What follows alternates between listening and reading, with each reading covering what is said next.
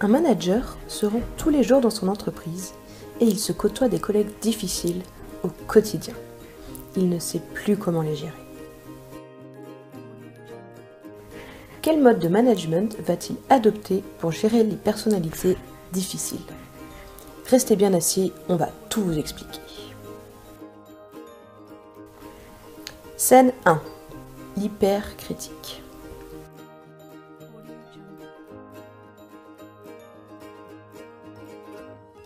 Ses caractéristiques, c'est ce collègue qui n'a rien d'intéressant à dire ou à apporter. Et il va vous dévaloriser afin de se mettre lui-même en valeur.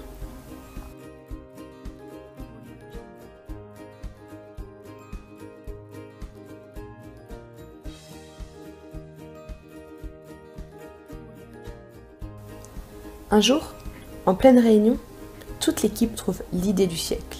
Ils ont découvert comment rendre l'eau salée en eau potable avec une simple pipette. Mais l'hypercritique est toujours là pour dénoncer un petit détail qui ne va pas. Aujourd'hui, il a décidé de critiquer la forme de l'objet révolutionnaire. Personne ne comprend sa critique et le manager est complètement déstabilisé. Toute l'équipe est démotivée et veulent abandonner l'idée.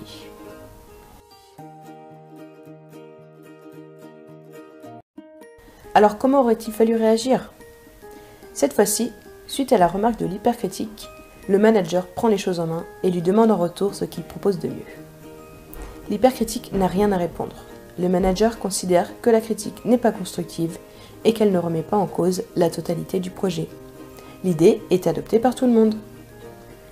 Il ne faut pas oublier d'employer la stratégie des alliés ici. Pensez à vous focaliser plus sur vos alliés que sur vos opposants. Scène 2. Le traître. C'est celui qui aime colporter des ragots et faire courir des rumeurs. Le traître propage une rumeur auprès de tous les salariés. Il dénonce le fait qu'une collègue est arrivée en retard. Il paraît qu'elle était avec Rafir, le chef logistique.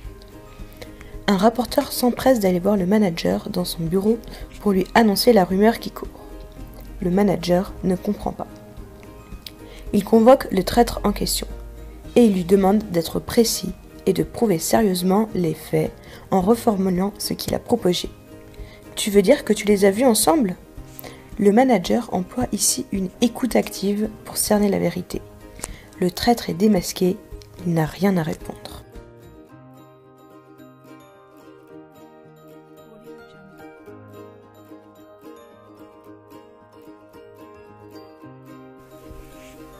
Scène 3. La râleuse. Vous le savez certainement, nous autres les Français sommes souvent perçus à l'étranger comme étant un peuple de râleurs. Alors, le râleur c'est celui qui se plaint tout le temps, de tout le monde. À l'entendre, tout le monde fait du mauvais travail.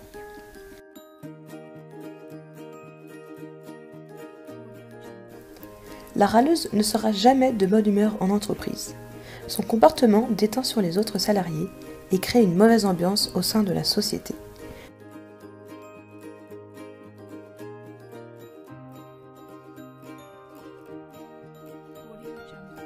Une baisse de la motivation peut être ressentie.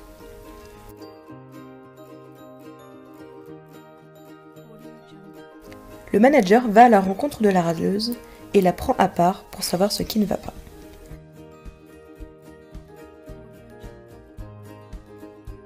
Le manager doit adopter une position de vie et se mettre au même niveau que la râleuse pour comprendre ce qui ne va pas. Il ne doit pas parler d'adulte à enfant, mais d'adulte à adulte. En se mettant à son niveau, le manager a pu comprendre ce qui n'allait pas. Il a prêté attention à ce collègue. La râleuse repart avec plus d'objectivité suite à l'échange avec le manager. Scène 4. Le solitaire. Ses caractéristiques? C'est celui qui ne vous dit pas bonjour quand vous le croisez.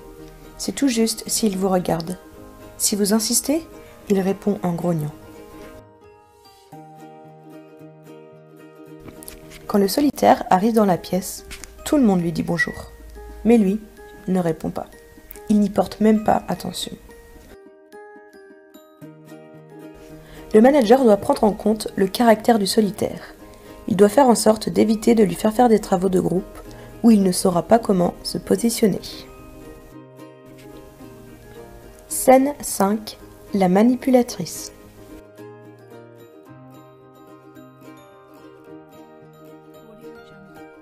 Ses caractéristiques? C'est la personne d'apparence charmante et qui effectue du chantage affectif.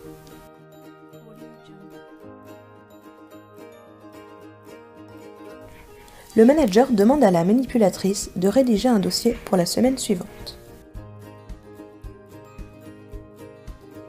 La manipulatrice prend à part un collègue pour lui demander de faire un dossier à sa place en se justifiant sur le fait qu'il n'a pas le temps et que l'autre est bien meilleur pour cette tâche.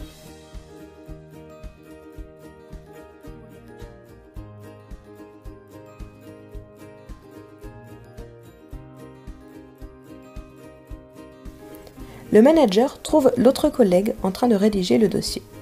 Le manipulé ne sait pas comment se positionner et finit par avouer qu'il est en train de faire le dossier que la manipulatrice lui a demandé de faire.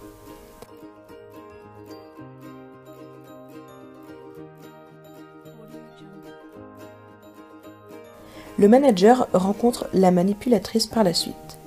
Cette dernière lui fait croire que le dossier avance bien. Le manager n'est pas dupe.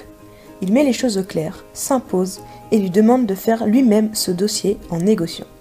Il adopte donc un mode de management adéquat à la situation. Mode de management, imposition 5 sur 9, négociation 3 sur 9, animation 1 sur 9. Voilà, nous avons fini notre petit tour. On espère que le manager va pouvoir s'en sortir maintenant avec toutes ces personnalités difficiles et que vous aussi, vous pourrez appliquer ça dans votre entreprise. À bientôt!